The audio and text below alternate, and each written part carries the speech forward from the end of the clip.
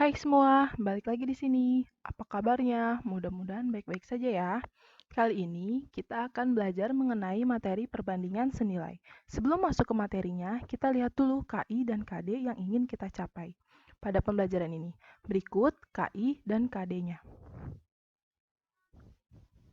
Selanjutnya, tujuan dari video pembelajaran ini yaitu 1. Memahami maksud dari perbandingan senilai, menyelesaikan masalah yang berkaitan dengan perbandingan senilai, dan mengetahui grafik perbandingan senilai. Nah, kita masuk nih ke materi perbandingan senilai. Apa sih perbandingan senilai itu? Perbandingan senilai terjadi jika salah satu variabel bertambah, maka variabel yang lain juga bertambah. Nah, kita cari contohnya ya nih. Misal, untuk membeli satu pulpen, kita harus membayar 5.000. Sedangkan untuk membeli 4 pulpen, kita harus membayar 20.000. Nah, dari contoh ini bisa kita lihat, semakin banyak pulpen yang kita beli, semakin banyak pula uang yang harus kita keluarkan atau yang harus kita bayar. Nah, gitu ya. Nah, cara menyelesaikan perbandingan senilai itu ada dua. Satu, dengan perhitungan berdasarkan nilai satuan. Yang kedua itu dengan perhitungan berdasarkan perbandingan. Nah, berikut contoh-contoh soal yang berkaitan dengan perbandingan senilai. Nah, contoh soal yang pertama ini yaitu harga setengah lusin buku tulis adalah 12.000. Pertanyaannya yaitu, berapakah harga 8 buah buku tulis dan berapakah buku yang bisa dibeli dengan uang 18.000? Untuk mengerjakan soal seperti ini, pertama kita buat dulu tabelnya. Nah, yang diketahuinya itu ada jumlah buku dan harga buku. Kita tulis nih harga dan buku. Setengah lusin itu kan sama dengan 6 buah buku. Kita tulis 6 buah. Harga 6 buah buku itu sama dengan 12.000. Nah, untuk soal yang A, itu kan berapa harga 8 buku? Berarti bukunya itu tulis 8. Harganya yang ditanya, kita tulis X dulu nih. Nah, untuk mengerjakan soal perbandingan ini kan ada dua cara tadi kan. Untuk mengerjakan yang A, kita pakai cara yang perhitungan berdasarkan nilai satuan ya. Nah, pertama kita cari dulu nih, satu bukunya itu tuh berapa. Nah, satu bukunya itu tuh kita bisa cari dengan 12.000 dibagi 6 sama dengan 2.000. Nah, dari sini kita bisa tahu kan harga satu bukunya itu sama dengan 2.000.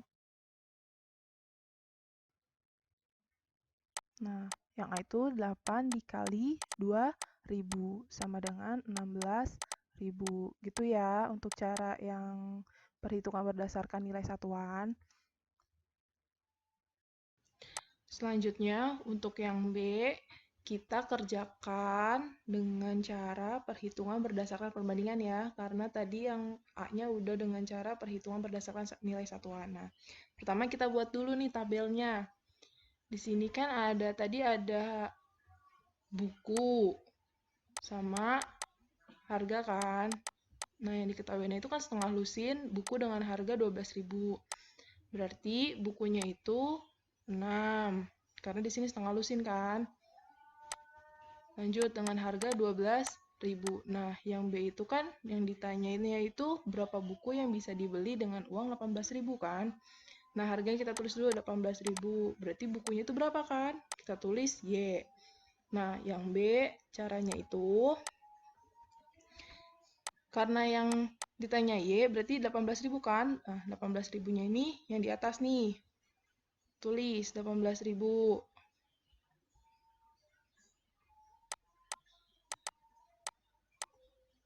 Per yang satuannya sama itu berapa? 12.000 kan? Kita tulis 12.000.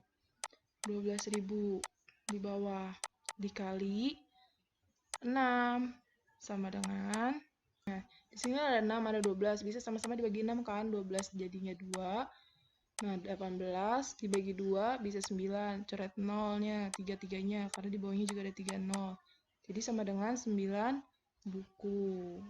Nah, gini ya caranya untuk yang perhitungan berdasarkan perbandingan.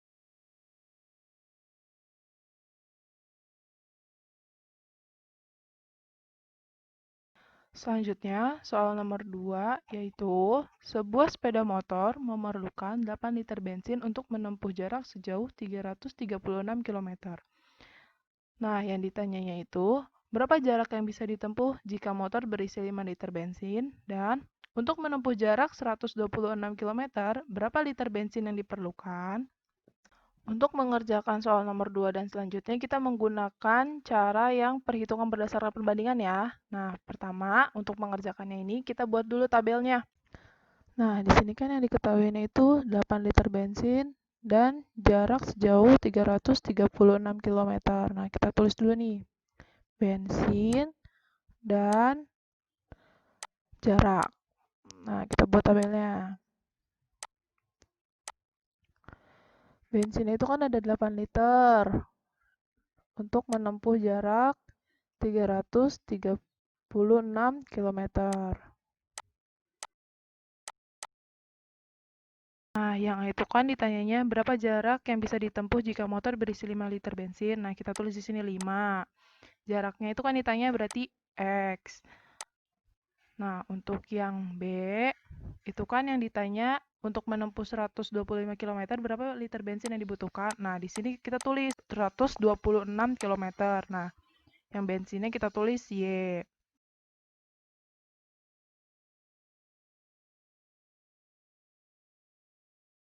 Nah, kita kerjakan dulu ya yang A. Nah, kita tulis. Kan yang ditanyanya itu X. Nah, X itu sama dengan, X-nya itu kan punya temennya 5 tuh. Kita tulis 5 di atas. 5 per, nah 5 itu satuannya yang sama itu kan apa yang atasnya itu? 8 kan? 8 liter. Nah, kita tulis 8.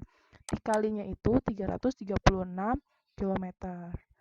Nah, ini bisa kita bagi nih. 336 dibagi 9 sama dengan 42. Nah, 42 dikali 5 sama dengan 210 km. Nah, lanjut. Untuk yang B, nih, kita tulis dulu. Y sama dengan, kan yang ditanya tuh Y. Nah, Y itu punya temennya itu 126 km kan?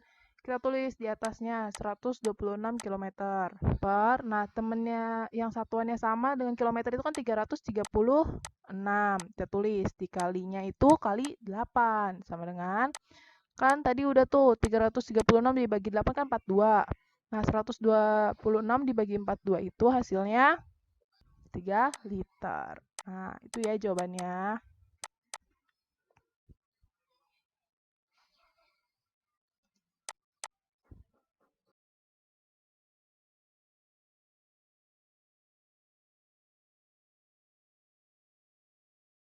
Lanjut, contoh soal nomor 3, yaitu pada hari Selasa, Ara disuruh ibunya untuk membeli sekarung ubi di pasar. Ia dibekali uang sebesar Rp10.000. Ternyata ketika Ara sampai di pasar, harga satu karung ubinya itu berisi 25 kg. Nah, dengan harga 12.500, berapa kilokah ubi yang bisa dibeli Ara dengan uangnya? Nah, pertama, sama kayak tadi, kita buat tabelnya dulu. Nah, yang diketahuinya itu kan ada ubi, terus ada harganya, ya kan? Nah, tadi yang diketahui itu satu karung ubi itu berisi 25 kg. Nah, kita tulis 25 ya di sini dengan harga 12.500.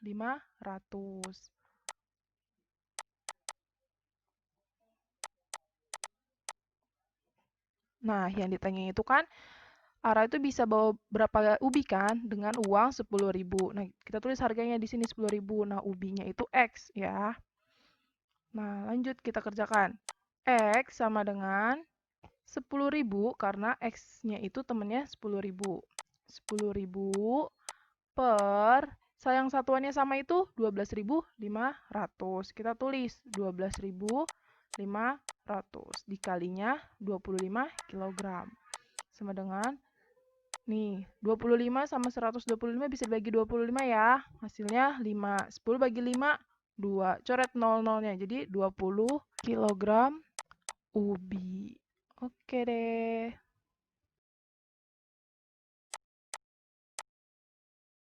Nah, lanjut ke soal nomor 4. Nah, di sini itu kan ada 30 kilo singkong dapat digunakan untuk memberi makan 10 orang pekerja bangunan selama 6 hari. Nah, kita buat dulu nih tabelnya. Kan tadi itu ada singkong, pekerja, dan hari ya. Nah, tulis hari. Nah, kita buat tabelnya nih.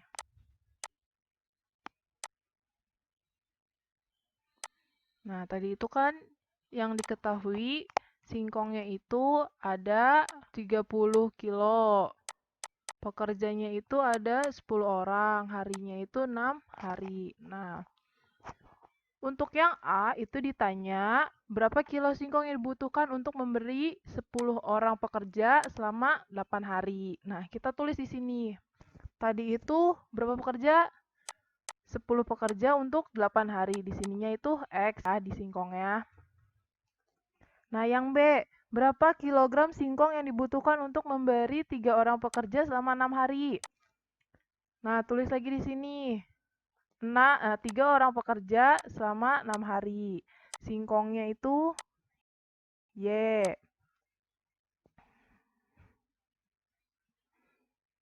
Yang C, berapa kilogram singkong yang dibutuhkan untuk memberi 36 orang pekerja selama 18 hari? Nah, kita buat nih tabelnya. Itu kan tadi pekerjanya 36 orang. Harinya itu 18 hari.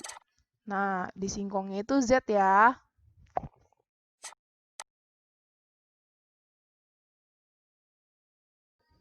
Tabelnya kan sudah selesai dibuat nih. Kita kerjakan nih soal yang A dulu ya. X sama dengan, kan X itu kan pekerjanya 10 tuh. 10. Nih, yang udah diketahui ini yang di atas nih, kakak kotakin ya. Nah, yang dikotakin ini pekerja kan 10, berarti di bawah juga 10. Nah, sekarang ini harinya. Yang X itu kan 8 per 6. Yang diketahuinya dikali 30 kg, karena yang ditanya singkongnya kan. Nah, 10 bagi 10, 1. 30 dibagi 6, 5. 8 kali 5 sama dengan 40 kg. Nah, lanjut. Yang B, Y sama dengan, kan Y itu pekerjanya 3. Kita tulis 3 per, yang diketahuinya 10. Dikali, harinya Y itu kan 6. Kita tulis 6 per, yang diketahuinya itu 6. Dikali, singkongnya yang diketahui 30. Sama dengan 6 dibagi 6, 1. Nah, 30 dibagi 10, 3. 3 kali 3, 9 kg. Nah, lanjut ke yang C. C, Z sama dengan, yang ditanya itu berapa? 36 per, yang diketahuin 10. Dikali 18 per 6. Dikali 30. 30 sama dengan 30 dibagi 10 sama dengan 3. 18 dibagi 6 sama dengan 3. 36 dikali 3 dikali 3 sama dengan 324 kg. Itu ya jawabannya.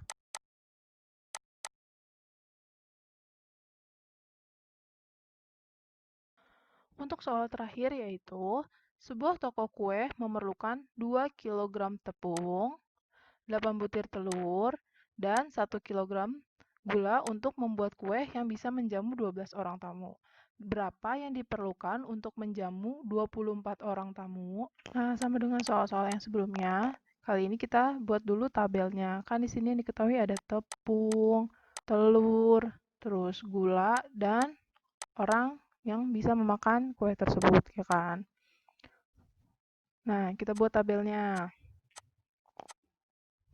Sekarang kita tulis berapa kilogram tepung yang diketahui. Itu kan ada 2 kilo. Nah, telurnya itu 8 butir. Gulanya 1 kilo. Nah, untuk orang 12 orang. Nah, yang ditanyanya itu kan berapa yang diperlukan untuk menjamu 24 orang. Nah, kita tulis di sini 24 orang. Nah, yang ditanyakan tepung, telur, gulanya itu untuk berapa kilogram masing-masingnya. Nah, kita tulis X, Y, dan Z. Nah, setelah kita buat tabelnya, kita kerjakan nih. Pertama kita cari X-nya dulu. Nah, kita cari X-nya. X sama dengan, nah, yang ditanyakan untuk 24 orang ini berapa tepung kan? Jadi kita tulis nih di atasnya 24 per, yang satuannya sama itu 12 dikali 2.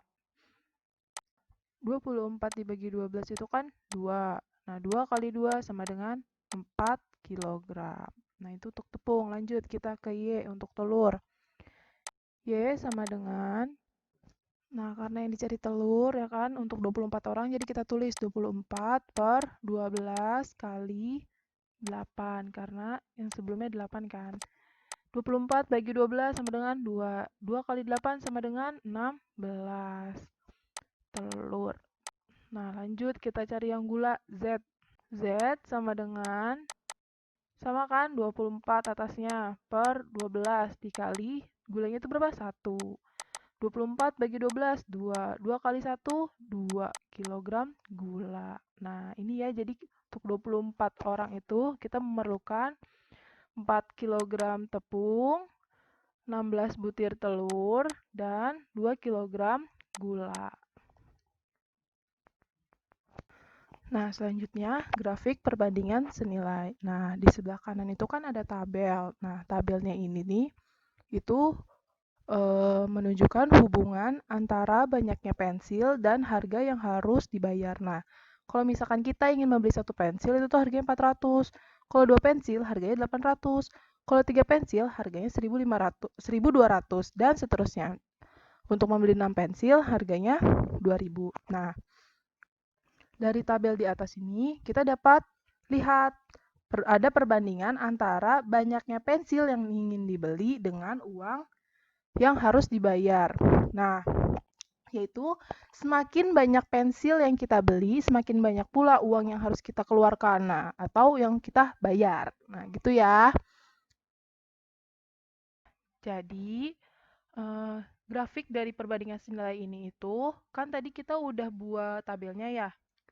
Harga satu pensil itu kan 400, 2 pensil itu 800, 3 pensil itu 1.200, 4 pensil itu 1.600, 5 pensil itu harganya 2.000. Nah, dari hasil tabel tadi itu, nah dibuatkan titik-titiknya ini, nah itu tuh menghasilkan garis lurus. Jadi, grafik perbandingan senilai itu merupakan sebuah garis lurus. Gitu ya. Sekian dari materi ini. Kita ketemu lagi ke materi selanjutnya. Terima kasih.